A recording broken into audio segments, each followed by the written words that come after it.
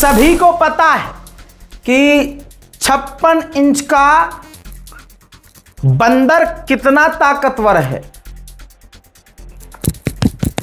Gorilla है कि बंदर है, वो बात का विषय है। अब एक नई चीज चल रही है और जिस चीज को 6 साल से, जब से मैंने अपना YouTube करियर शुरू किया, मैंने हमेशा से चीन की हरकतों का विरोध किया। जब मैं चीन के खिलाफ बोलता था तो मोदी जी के जो पालतू जानवर हैं, चाहे वो भाऊ हो मुंबई का, चाहे कोई भी हो, मेरे खिलाफ वीडियो बनाने लगे। ये देखो चीन का एजेंट, ये देखो पाकिस्तान का एजेंट। अबे हम मुसलमान हैं, हम मरते भी हैं ना तो मर के इसी भारत की मिट्टी में, हिंदुस्तान की मिट्टी में मिल जाते हैं हम। फिर हमारी ही छाती पर पेड़ पौधे उगते हैं जिससे ऑक्सीजन मिलता है। कभी इस नज़रिए से सोच के देखो, मुसलमान इस देश का गद्दार नहीं, सबसे ज़्यादा वफादार है। 2025-26 की लिस्ट निकाल लो, जो गद्दार पकड़े गए हैं उनका धर्म क्या है, जितने गद्दार पकड़े गए हैं। चलिए पॉइंट की बात करते हैं। सलाम नमस्ते सत श्री अकाल, मैं हूं रज़ा और आप देख रहे हैं रज़ाग्राफी की सबसे ख़ास रिपोर्ट, अंतर्राष्ट्रीय प्राइम टाइम रिपोर्ट। मुझ पर प्रेशर था कि इस खबर को मैं कवर ना करूं, इस खबर को मैं अपने इंटरनेशनल प्राइम टाइम में जगह ना दूं, लेकिन डर गया। वो रज़ाग्राफी कैसे हो सकता है? 51 केस झेलने के बाद अगर आज पीछे हट गया सच बोलने से, तो यही भारत माँ मुझे माफ़ न करेगी। हजरात मोहतरम, ये आदमी RK सिंह, जो पूर्व मोदी गवर्नमेंट के ही मिनिस्टर रह चुके हैं, मोदी गवर्नमेंट के, इन्होंने खुद बताया है कि अरुणाचल प्रदेश में हमारा जो बॉर्डर पे चेक पॉइंट था उस पर कब्जा कर लिया है। हम वहां पर नहीं जा पा रहे हैं। हमारी फौज को चाइना ने वहां जाने से रोक दिया, पेट्रोलिंग करने से रोक दिया है। इससे ज़्यादा कि मैं कुछ बोलूं, आप उन्हीं की ज़बानी, आप RK सिंह की ज़बानी ये 3 दिनों से बोल रहे हैं। पहले इन्होंने इंग्लिश में स्टेटमेंट जारी किया, अब तमाम भारतीय इसको समझ लें, इस वजह से प्रेशर था उन पर कि हिंदी में समझाइए। गवर्नमेंट ऑफिशियल है दोस्तों, सुनिए। नमस्कार साथियों, मेरा नाम RK सिंह है। मैंने कल एक वीडियो पोस्ट किया था फेसबुक पर, ट्विटर पर, इंस्टाग्राम पर, अपने सीमा सुरक्षा के संबंध में। तो कई जगह से ये मांग आई है कि मैं वही बात हिंदी में भी कहूँ, तदनुसार मैं पुनः हिंदी में पोस्ट कर रहा हूँ। साथियों, मैंने करीब 8 वर्षों तक रक्षा मंत्रालय में काम किया और 7 वर्षों तक गृह मंत्रालय में काम किया। अतः सीमा संबंधी, सीमा प्रबंधन संबंधी मामलों में मेरी जानकारी ठीक ठाक है। साथियों, मैंने एक न्यूज पढ़ा, समाचार पढ़ा टाइम्स ऑफ इंडिया में, जिससे चिंता होती है और पूरे देश को चिंता होना चाहिए। उस न्यूज आइटम में लिखा हुआ था कि हमारा एक पेट्रोलिंग पॉइंट है शेरा 5, जहां तक कि हमारे सेना के टुकड़ियां जाकर के पेट्रोलिंग करती थी।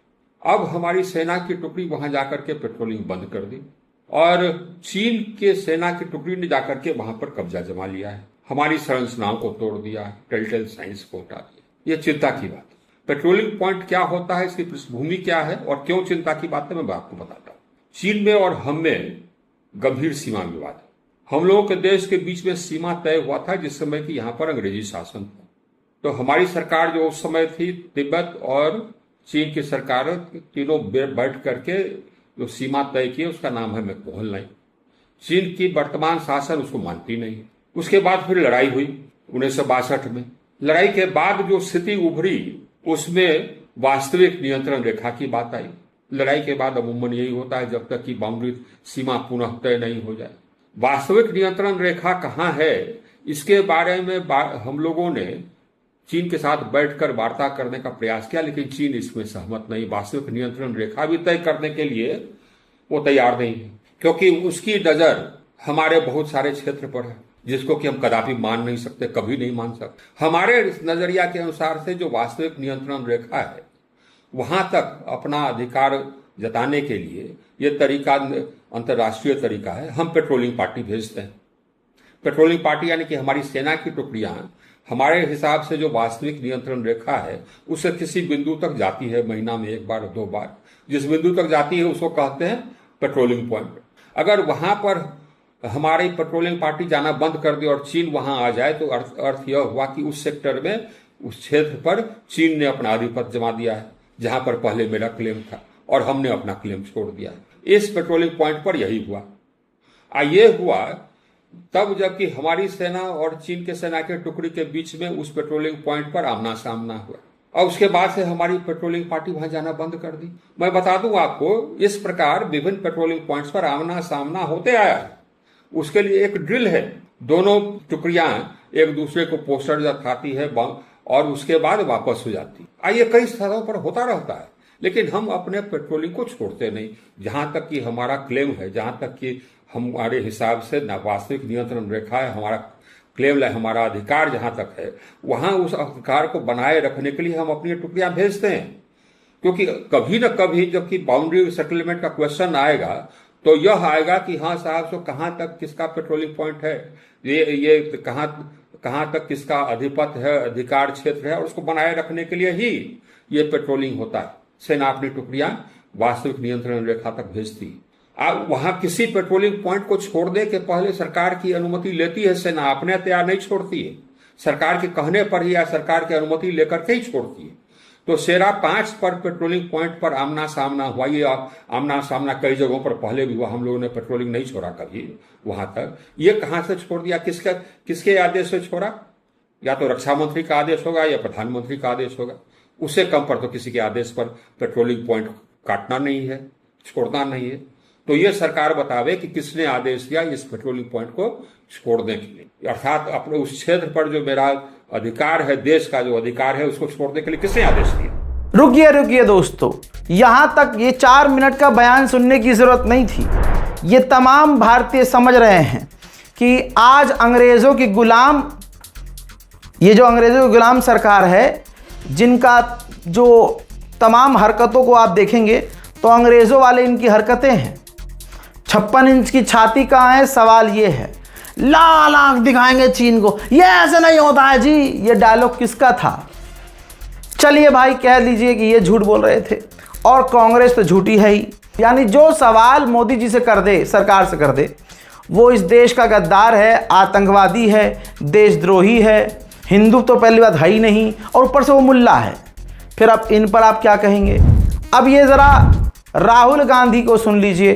राहुल गांधी ने क्लियर कट जो बात कही है, मैं राहुल गांधी का समर्थक नहीं हूं, कांग्रेस का समर्थक नहीं हूं, मैं अपने भारत का, अपने हिंदुस्तान का समर्थक हूं। जो मेरे देश हित की बात होगी, चाहे वो कोई भी करे, कल को मोदी भी अगर देश हित की बात करे, सबसे बड़ा मोदी जी का समर्थक मैं ही बनूंगा। लेकिन राहुल गांधी जो कह रहे हैं वो एक सवाल है। आप अपोजिशन लीडर की बात को समझिए। पप्पू इस आदमी को कहा जाता है, लेकिन पूरी दुनिया के सामने 56 इंच का गप्पू और पप्पू कौन साबित हो रहा है, ये सारी दुनिया को पता है। हमारे पेट्रोलिंग एरिया में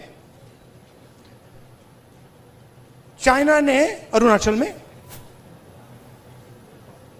हमें पेट्रोलिंग करने से मना कर दिया कि भैया हाँ ठीक है, वो सब बात ठीक है, ये आपकी जमीन है, मगर आप यहां पेट्रोलिंग नहीं कर सकते। राजनाथ सिंह जी, अमित शाह जी और नरेंद्र मोदी जी की हवा निकल गई है। वो क्या कर रहे हैं? ऑपरेशन अभी चल रहा है। सारे मीडिया के एडिटर्स को कॉल कर रहे हैं कि भैया ये बात आप अपने अखबारों में मत डालो, छुपाओ।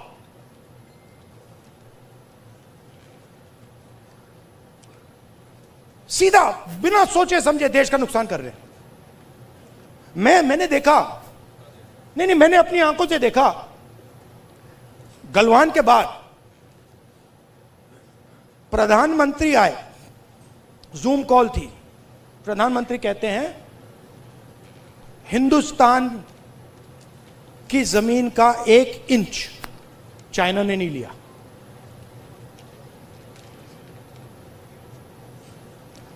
उसके बाद आर्मी कहती है कि भैया हिंदुस्तान की जमीन तो ले गए। आप सोचिए, चाइना को मैसेज किया गया, चाइना के नेगोशिएटर्स ने हमारे नेगोशिएटर से कहा कि आप क्या बकवास कर रहे हो, आपके प्रधानमंत्री ने बोला हमारी आपकी जमीन नहीं गई। फैक्ट बोल रहा हूं आपको। आर्मी कह रही है कि भैया हमारी जमीन गई, चाइना का नेगोशिएटर कह के आप बकवास कर रहे हो, तुम्हारा तो प्रधानमंत्री कह रहा है नहीं गई है, जाके उनसे बात करो।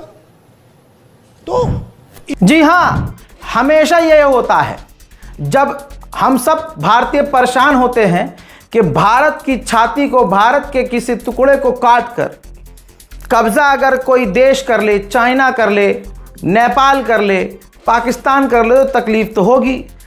अंग्रेज़ों के गुलामों को, दलालों को कहाँ तकलीफ होगी अगर खुद ही बेच दिया हो सकता है कि मैं खुद राहुल गांधी की कुछ कुछ बातों से सहमत नहीं हूँ, मुझे बस तकलीफ इस बात की है एज ए इंडियन कि भाई ये क्या सच है। तो फिर ये रिपोर्ट आती है कि नहीं जी, भारतीय फौज ने मना कर दिया कि कोई भी पोस्ट किसी और के कब्जे में नहीं है, हमारा 1 इंच भी किसी चीन के कब्जे में नहीं गया है। सवाल ये है, फौज कभी झूठ नहीं बोलती, सेना पर हमारा कोई सवाल नहीं है।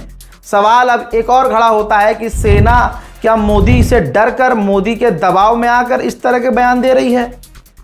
क्योंकि यह हमेशा होता है कि जब भी इस तरह की बातें आती हैं, कह लो, और आदत से मजबूर है भाई ये। जैसे उत्तराखंड का जो सीएम है, उसकी सभा में ये लड़की गई, इसने बताया कि भाई मेरा गोल्ड आया था खेल में और मुझे बुलाया गया कि आप आइए, लेकिन पैसा नहीं दिया गया गवर्नमेंट के द्वारा। फिर जब पैसा नहीं दिया गया तो मैं खेल नहीं पाई। अब पुष्कर सिंह धामी कहते हैं उससे कि बैठ जाओ बच्ची, बैठ जाओ। अब यहां पर वीडियो वायरल हो गया कि ये सरकार की पोल खोल दी। पुष्कर सिंह धामी सोचते हैं कि अगर कोई फिल्म देखने जा रहे हैं, फिल्म के शुरुआत में ही 15 मिनट तक हम अपना ऐड चलाएंगे कि हमने यूं किया, हमने यूं किया, तो जनता सच मानेगी और मानती भी है। ऐसे ही तो करोड़ों खरबों रुपए अब ये ऐड पर, काम पे नहीं ऐड पर खर्च कर देते हैं। इसके बाद जब ये वीडियो बच्ची का वायरल हो गया तो बच्ची के घर पर भेजा गया बीजेपी के पालतुओं को। फिर एक वीडियो बनवाई गई उससे कि जी सरकार ने तो मुझे पैसे दिए थे 1,70,000 1,75,000 जो भी, लेकिन क्योंकि कहा था कि बाकी का खर्चा तुम करना अपने पास से, मैं अपने पास से खर्चा नहीं कर पाई। यानी मैं अपनी मर्जी से, अपनी गलती की वजह से नहीं जा पाई, लीपापोती कर दी गई। वो बच्ची कितना डर रही है, उसकी आंखों में, उसकी ज़बान में लड़खड़ाहट, और एक स्क्रिप्ट तैयार करके उससे बुलवाया गया है। आप खुद सुन लीजिए। गुड आफ्टरनून, मेरा नाम सायरा है, मैं CNI गर्ल्स स्कूल में 12वीं की छात्रा हूँ। मैं 10 तारीख को CM सर के प्रोग्राम में गई थी, जहाँ पे अपने में पूरी बात रख नहीं पाई, इसलिए अब रख रही हूँ। मेरा सिलेक्शन जम्मू में, मैं नेशनल खेलने जम्मू में गई थी, जहाँ पे मेरा इंटरनेशनल के लिए सिलेक्शन हो गया था रोमानिया में, क्वानकिडो का, जहाँ से मुझे फेडरेशन 1,70,000 रुपये दे रही थी। बाकी का खर्चा मुझे करना था, और बाकी मैंने स्कूल में किसी को बताया नहीं, या किसी को भी बताया नहीं, जिसके कारण मैं नहीं जा सकी। सुन लिया? तो ये बीजेपी का नैरेटिव रहता है, ये उसका स्टाइल है काम करने का। अगर कोई सच बोल दे तो दबाव बनवाकर उससे डरा धमकाकर घर गिरा देंगे, बिल्डर चला देंगे, करियर खराब हो जाएगा, ये हो जाएगा। भाई सरकार से कौन पंगा ले? तो ऐसे ही ये मना करवा देते हैं। अब जो सेना कह रही है कि नहीं जी कब्जा नहीं है, हमने किसी चेक पॉइंट को छोड़ा नहीं है, आपको भरोसा है मोदी जी पे? प्रधानमंत्री हैं, बहुत ईमानदार हैं, सच्ची है बीजेपी, देशभक्त है बीजेपी, जिनके हिसाब से इस देश को 2014 में आज़ादी मिली थी।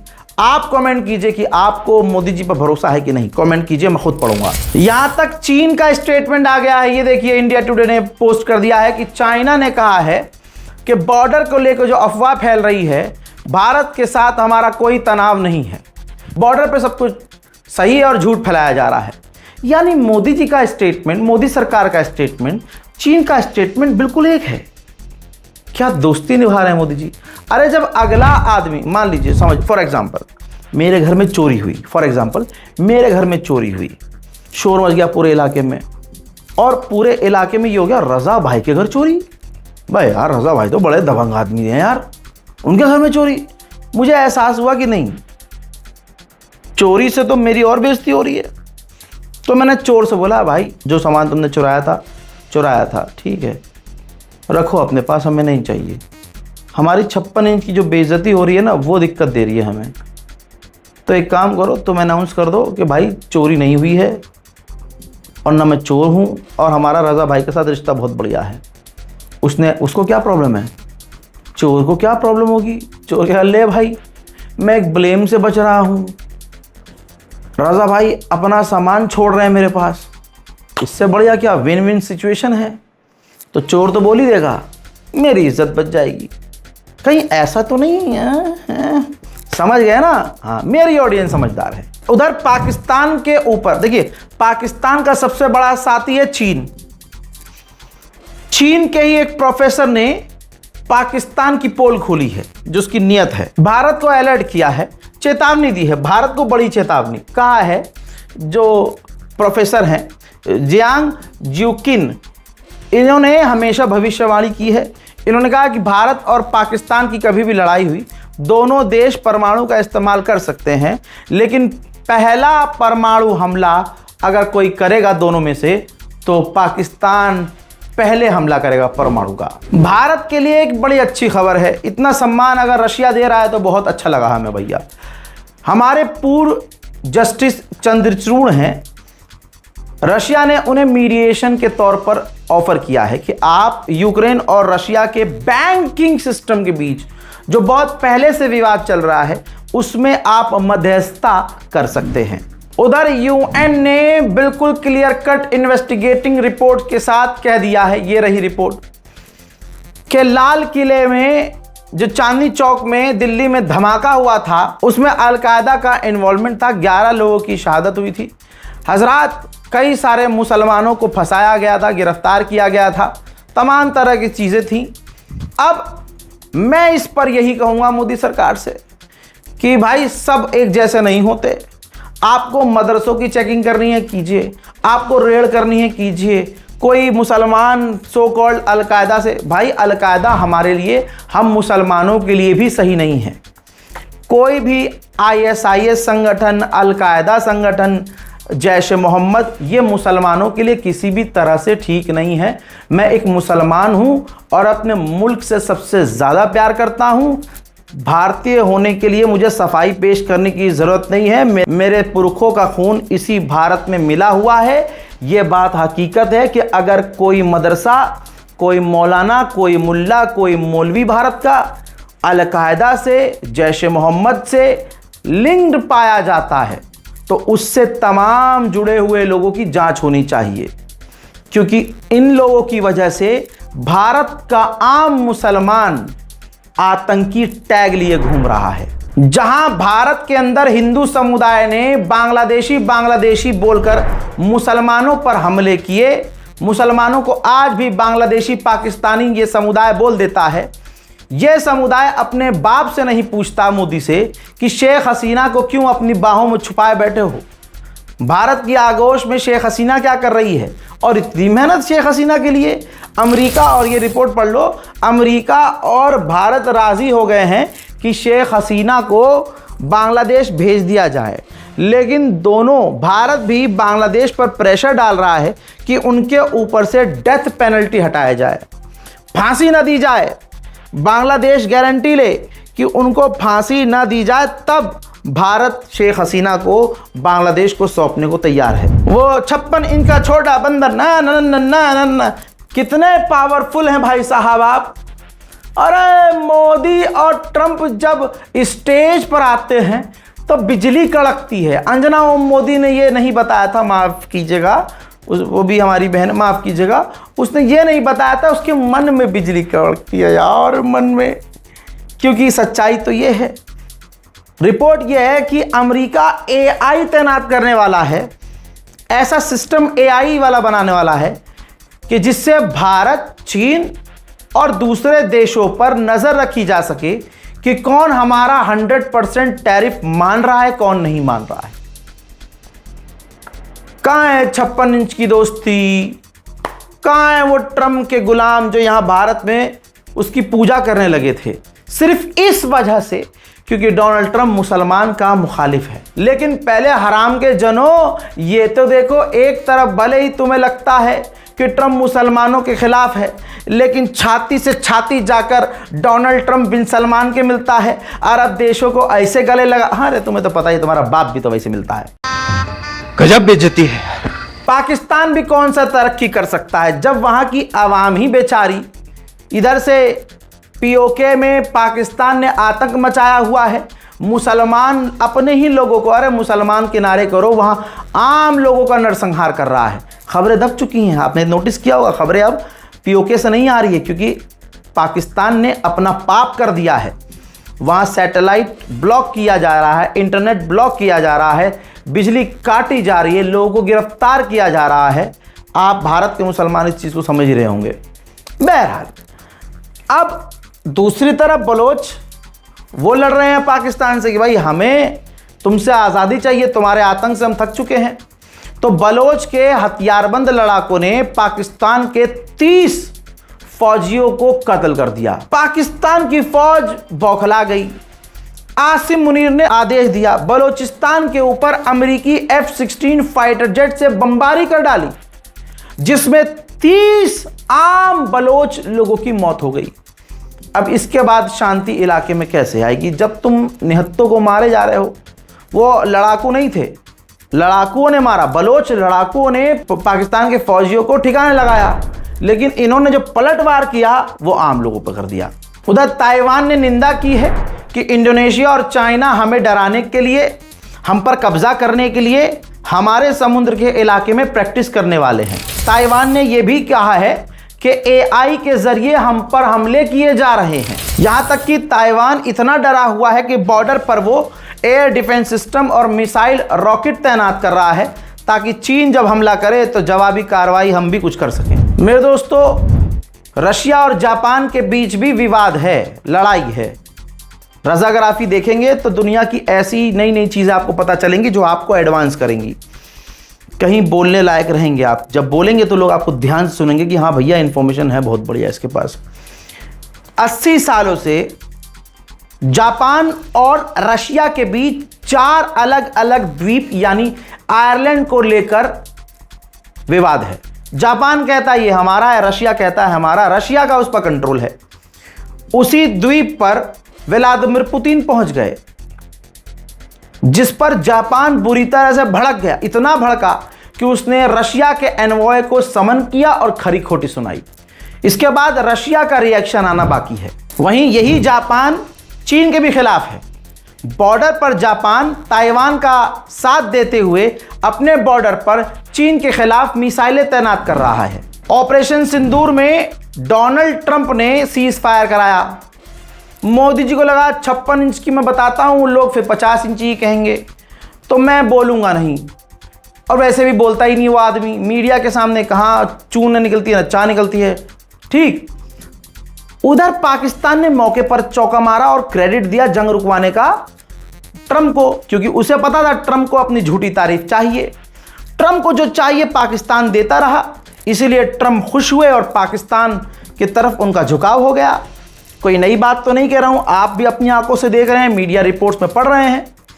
और अगर कोई सरकारी आदमी देख रहा हो तो अंदर अंदर वो भी मान ही रहा होगा।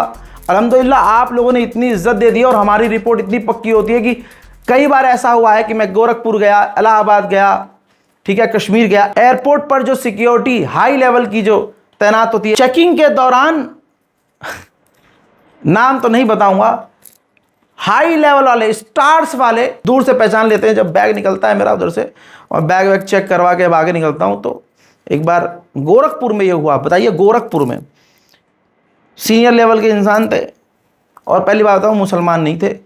और सेना का एक धर्म होता है, सबसे पहले धर्म होता है फौज, देश की रक्षा करना। वो आए, मुझे लगा आज तो मैं गया। कहते हैं हेलो सर, हाँ जी कैसे हैं आप, जय हिंद, आई सॉ यू। बोलते हैं आपका वीडियो देखते हैं हम। मैंने कहा आप? कह रहे हाँ, ड्यूटी के बाद जो फ्री टाइम होता है तो आपका जो इंटरनेशनल न्यूज़ होता है और जो मिडिल ईस्ट आप कवर करते हैं, हम भी देखते हैं, हमारे साथी भी देखते हैं। खुदा की कसम इतना गर्व हुआ, 56 इंच की ऐसी की तैसी। तुम्हारे भाई का ये जितना भी है ना, इसमें इतना बड़ा कलेजा हो गया, ये आपकी वजह से। मेरा क्या है भाई, मुझे नहीं सुनेंगे तो मेरी क्या ही औकात है। लोगों को गलत फहमी है, रज़ा भाई घमंडी हैं, इंस्टाग्राम पे बहुत सारे चूतिए हैं, अरे रिप्लाई नहीं कर रहे, बड़ा घमंड आ गया है। किसी को कमेंट कर दिया, इसको कमेंट किया, मुझे नहीं किया। जब मैं यूट्यूबर नहीं था ना हजरत, जब मैं यूट्यूबर नहीं था, मैं अपने परिवार को बता रहा हूँ, जब मैं यूट्यूबर नहीं था, एक गरीब इंसान था, जब मैं 40 से 55 हज़ार रुपये की जॉब में कर रहा था ना, और उससे पहले भी चले जाइए 2012, 11 में, 10 में, जब मैंने शुरुआत की थी, इंटर्नशिप कर रहा था। जैसा आपको पता है मेरे वालिद मोहतरम इमाम हैं, मैं अपने अब्बा को अब्बा पहले नहीं मानता हूँ, मेरा बाप बाद में है भाई, मैं इमाम पहले मानता हूँ। क्योंकि जब मैं इस दुनिया में पैदा हुआ आया, मेरे वालिद इमाम, मौलाना, फाजिल, ये तमाम डिग्री हासिल कर चुके थे और तब भी पढ़ ही रहे थे, समझे। तो उन्होंने मुझे हमेशा समझाया कि अल्लाह को तकब्बुर, गुरूर पसंद नहीं है। जिस दिन तुम्हारे अंदर गुरूर आ गया, इंसान को इंसान समझना बंद कर दिया, उस दिन तुम अल्लाह के लिए उसके पसंदीदा लोगों में नहीं हो। भाई डर गया था इस बात से, वो डर ऐसा दिल में बैठा हुआ है कि आज भी जब मैं किसी से मिलता हूँ तो कंधे झुके रहते हैं, अकड़ के नहीं रहता हूँ। रज़ागराफ़ी, अरे रज़ागराफ़ी की ऐसी तैसी। अगर घमंड आ गया, घमंड किसकी वजह से आ रहा है आप देख रहे हैं, इसीलिए आप देख रहे हैं तो मैं बोल रहा हूँ। जिस दौर में कोई किसी की नहीं सुनता, अगर 4 से 5 मिलियन लोग मुझे सुन रहे हैं तो मेरे लिए ये कमाल है, ये मौजज़ा है। हम किसी की नहीं सुनते लेकिन आप सुन रहे हैं, तो आपका शुक्रिया। ये एक मेरा पर्सनल मूवमेंट था जो मैंने आपसे शेयर किया कि फ़ौज के लोग भी अब मुझे देख रहे हैं, आपके रज़ा भाई को देख रहे हैं आपकी बदौलत, तो बहुत शुक्रिया। तो भाई फ़ौज हमारी तो खैर ये है, चलो एक बात निकली थी बोल दी। अब ये जो गुलाबी सुअर है, इसकी पाकिस्तान तारीफों के पुल बांधता है। वही डोनाल्ड ट्रंप का प्रशासन मोदी सरकार से दूर हुआ पड़ा है। तमाम चीज़ें आपके सामने हैं। अब ये देखिए गीदड़ भपकी दी है पाकिस्तान के शहबाज शरीफ ने, जिसका नाम शरीफ है, काम सारे हरामी वाले हैं। कहता है कि हम जीत गए हैं, भारत से जंग में हम जीते हैं और डोनाल्ड ट्रंप का हम शुक्रिया अदा करते हैं कि उन्होंने जंग रुकवाई, वरना हालात और ख़राब होते। लेकिन इंडिया ने हार के बाद हमारा पानी बंद कर दिया। धमकी भरे अंदाज में कहा कि पानी जो है हमारे लिए रेड लाइन है, ये है। अब आप सोचिए, भारत के आरएसएस का प्रमुख कह रहा है कि पाकिस्तान से बातचीत बंद नहीं होनी चाहिए, बातचीत होनी चाहिए। फिर रिपोर्ट ये आई, बीच में आपने सुना होगा कि बीजेपी का एक गया था, मिल के भी आया है तीसरे देश में, पाकिस्तानियों से, ऑफिशियल से मिल के आया। तो गद्दार कौन है? आज़ादी का 80 साल हो चुका है, अभी हम 18th सेलिब्रेशन करने वाले हैं इंडिपेंडेंस डे का। मुझे बताओ आज भी अंग्रेज़ों के बच्चे हैं कि नहीं हैं? गुलाम कहीं के। आगे गुणगान इसने उसका भी किया शहबाज शरीफ ने, चीन का, कि चाइना और पाकिस्तान की दोस्ती हिमालय से भी ऊंची है। होगी जब चाइना तुमको सारे हथियार दे रहा है, फाइटर जेट दे रहा है, ऊपर से पैसा भी दे रहा है, तो भाई होगी दोस्ती तुम्हारी हिमालय से, क्या हिमालय से भी ज़्यादा। आप 7वें आसमान चलो, वहाँ तक की आपकी दोस्ती होगी, समझे। लेकिन हम तो अपनी सरकार से शर्मिंदा हैं कि उसी चीन के साथ ला ला ला ला ला ला ला ला दोस्ती, ग्राउंड जो रास्ता है, कॉरिडोर, वो भी खोल दिया है ट्रेड का। ये है मोदी सरकार। अब की बार नहीं, हर बार मोदी सरकार। उधर इटली में एक बड़ा हादसा हुआ, हादसा है, हमला है, हमें नहीं पता, लेकिन ये तस्वीर देखिए। इटली में हथियारों के गोदामों में धमाका हुआ और हथियार सारे तबाह बर्बाद हो गए। अब भारतीयों के बाद नॉर्थ कोरिया के लोगों के पीछे अमेरिका पड़ गया है। ताज़ा रिपोर्ट में बताया है कि आईटी के पर्सन बनकर नॉर्थ कोरिया के लोग अमेरिका की टॉप कंपनियों में काम कर रहे हैं और जासूसी कर रहे हैं। उधर डिफेंस मिनिस्टर जो अमेरिका का है, ये देखिए, अब 56 इंच का तो है नहीं इसका, लेकिन कह रहा है कि क्यूबा में आर्मी ऑपरेशन हमारी टेबल पर है। आप हरामीपना देखिए, ये पता है ये करेंगे क्यूबा में या कहीं और किसी देश पर हमला करेंगे, कमज़ोर पर हमला करेंगे, ग्रीनलैंड पर हमला करेंगे। पता है क्यों? क्योंकि इसकी बदमाशी, अमेरिका की बदमाशी ईरान ने निकाली है। इनको लग रहा था वेनेजुएला की तरह ईरान के साथ भी 2 हफ्ते में खेल जाएंगे हम, लेकिन ऐसा हुआ नहीं। तो अब इनको हैकड़ी कमज़ोरों पर दिखानी है। यही वजह है कि मैं तमाम देशों से कहता हूं, भाई आप सिर्फ कुछ सालों के लिए ईरान का साथ दो, मत करो ईरान को सुपर पावर। आप 4 साल का, 5 साल का ईरान के साथ एग्रीमेंट करो, ईरान का साथ दो, ईरान से पाबंदी हटाओ। अमेरिका और इजराइल सड़क पर आकर मूतने न लगे ना, तो मेरा नाम रजा नहीं। लेकिन बात यही है कि लोगों में एकता, अरे मेरे सब्सक्राइबर्स, मुझे देखने वालों में एकता नहीं है, तो वो तो खैर अलग अलग देशों की बात है। फिलहाल के इस रिपोर्ट में इतना ही। इस रिपोर्ट को शेयर कीजिए, दबाकर शेयर कीजिए, अपनी राय कमेंट सेक्शन में ज़रूर लिखिए। मैं व्हाट्सएप के मैसेज पढूं ना पढूं, मैं इंस्टाग्राम के डीएम में जाऊं ना जाऊं, यूट्यूब के सारे कमेंट लाइक करूं ना करूं, लेकिन देखता मैं सभी हूं। आप लोगों का बहुत बहुत शुक्रिया हमेशा की तरह से, और बस यही कहूँगा, साथ देते रहिए, प्यार बांटते रहिए। इस रिपोर्ट को शेयर कीजिए। जय हिंद व सलाम।